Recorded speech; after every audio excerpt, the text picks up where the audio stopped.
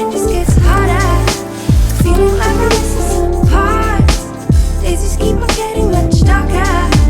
Even when I'm down in the lower, I remember what you were saying. Sometimes all you need is a spark, or maybe just a better kind of bitter. Lose gravity, I'm swimming in the quicksand. Up to my knees. Keep losing sleep, I'm manic dream at midnight. So hard to please. Drowning in the fears just like an ocean. Negativity is getting closer. Hard to keep the heat when it gets colder, you know. Sometimes everything just gets hard. Sometimes everything just gets harder. Feeling like I'm missing some parts. They just keep on getting much darker. Even when I'm down in the lower, I remember what you were saying. Sometimes all you need is a spark, and maybe just a better kind of bitter.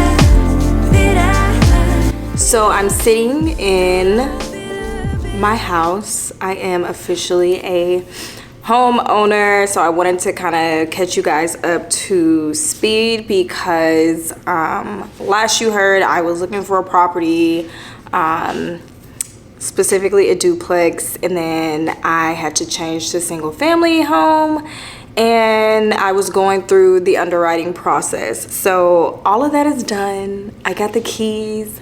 I'm here in a big empty home, and to be honest, I know a lot of people are like, you know, well, how does it feel? It doesn't feel like anything. I'm still kind of numb, kind of like when I paid off all of my debt. That was the number one question everyone asked me.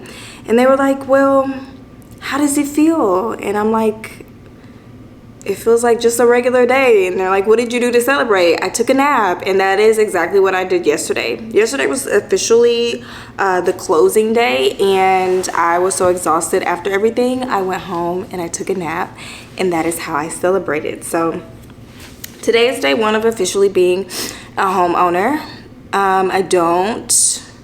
We're just going off vibes in this video.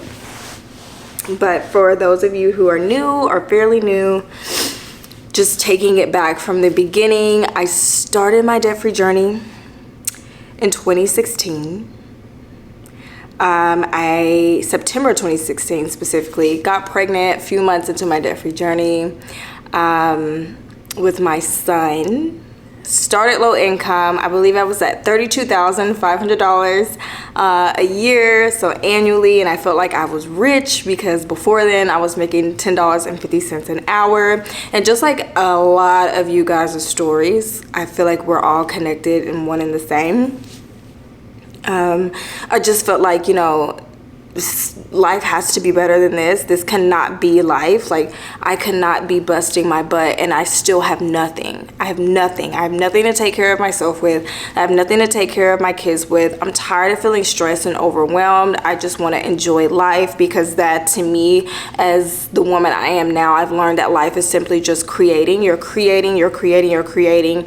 And whatever it is that you create, not necessarily the things that you've done or the material things, but the impact that you have made on people in other people's lives, that is what you will always keep with you when you depart from the world. And so I just felt like there is absolutely no way God put me on this earth to struggle like I am. And I will admit now, looking back, being completely transparent, a lot of my struggles were because of me. Not all of them, but there are some specifically that were because of me, you know, being young, naive, not having any self-esteem, going through the struggle love phase, where I am giving and not receiving, and that made it very difficult for me to take care of my kids. And I have gone into debt multiple times. I have said this multiple times, 3 to 4 times.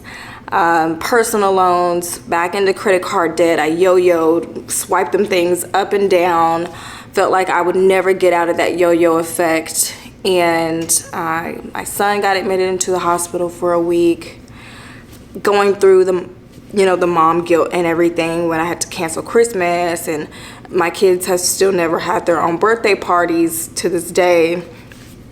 And I'm going to consignment shops and thrift stores to clothe them, and people would literally never think that looking at me. They would never think that looking at me. But I have been through it. I have been through the ringer. I have been through every single emotion that you are probably feeling if you're on a financial journey. I have had every hit to the chin, car repairs, things going left and right, unexpected medical bills that I have had to halt my journey for and then continue on. Extra expenses making it very difficult for me. As soon as I feel like I could breathe, I'm being dragged back underwater again. Like, your story and your experiences and your feelings, they're valid, but you're not alone in that. And I say all that to say because in 2020, became debt free. I do have my video here on my channel. I became debt free. I established my emergency fund. I was finally feeling like I was making it. And then the mental work popped in after debt freedom, where I realized I had a lot of things I needed to deal with mentally that I had put on the back burner because I was just so focused on my financial goals. And then I started this process. And I had halted this process and just said that I would never buy a home or, anything like that because I didn't have anyone. I'm single. I really just felt like I couldn't do it. I couldn't maintain. But then I go back to realizing through comments and DMs that I am capable. People look to me for inspiration and motivation. I really do want, my own property. And once again, working on that mental aspect after all of my money goals, I finally got to a place where I accepted my worth and I realized I can do it. And God has never left me. Throughout my whole entire journey, things didn't make sense. I didn't understand why I was struggling. I didn't understand why me. I didn't understand why these people went ahead of me. I did not understand. I'm a good person. I'm trying to keep myself pure with a good heart. And I didn't understand why he would let me get in this position. But then when you come out of it, come out of certain things, you realize like all of that was orchestrated for a specific purpose. And if I didn't go through that, then I wouldn't have, thousands of people watching me and learning from me and being inspired and making huge strides in their lives and realizing that they're perfectly capable of doing the things that they try to convince themselves that they weren't capable of doing. And I would not have the knowledge that I have today to do this and do it with ease and do it with confidence. And speaking on confidence, being transparent once again, that's one thing I'm kind of scared, y'all. I'm kind of scared. I'm stretched. I've been comfortable for so long, super comfortable to the point where it became complacency, which is something that I try to pray against. And I'm finally emerging out of a season of stagnancy and just feeling like jaded and nothing is happening and it's just maintenance mode. And I'm emerging into a new season, and I'm kind of nervous because this has increased my expenses dramatically. And on top of the home, since I'm always doing everything sugar backwards, I also traded in Miss Mazda. Not traded her in. I laid her to rest, which my family is very happy about. I laid her to rest, and so I now have a Miss Toyota RAV4, and that I was blessed and able to put 30% down, pay off 30% in cash, and I found myself being like kind of nervous those feelings of am I way in over my head? And I find that kind of comes from trying to, take in what I think other people would think about my plans and my moves. And we all know what happens. We let other people's fears, limitations, doubts, and everything else. Whenever we take into consideration other people's, feelings and thoughts, then our wants and our confidence in ourselves and our vision, it becomes blurred. And so new expense for that, new expense for the home, utilities are going to go up, I'm sure, auto insurance, all of that. And I just found myself feeling very suffocated, and to the point where it's kind of like drowning out my excitement. But so weird, I wasn't going to share it. I might as well. So I had a dream. It was so vivid. I never really remember my dreams. I remember little parts and pieces. And I didn't want to remember it, but I remembered it because it was just so kind of like grotesque. And it really irritated something in me. Like, it was really, really bothering me every single day. And earlier today, like, I'm in my car, I'm in the parking lot. And I'm like, listening to someone else tell their story. It was some type of church broadcast. I'm listening to someone else tell their story about faith and confidence and, new things. And I'm like, I should really try to like figure out what that dream is, instead of like trying to like push the dream out of my mind because it was just kind of, it bothered me. What if I try to figure out what it meant? And so, long story short, it was like a child, it was a baby going through the process of them preparing the body, like embalming, autopsy, all of that. So that it was weird. It was like the baby was in the morgue, and I was in the morgue with the baby, and then they gave me the baby because the baby was dead, but it was not yet dead. And so I cared for the baby during the process of death.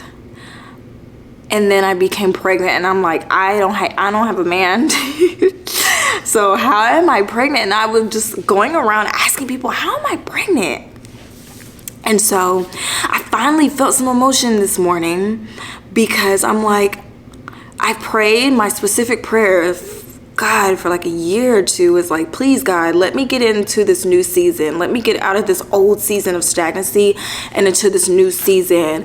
And it just hit me like, maybe that means like the old life, I'm birthing new life, because the old life that I thought was, dead, it was not yet dead.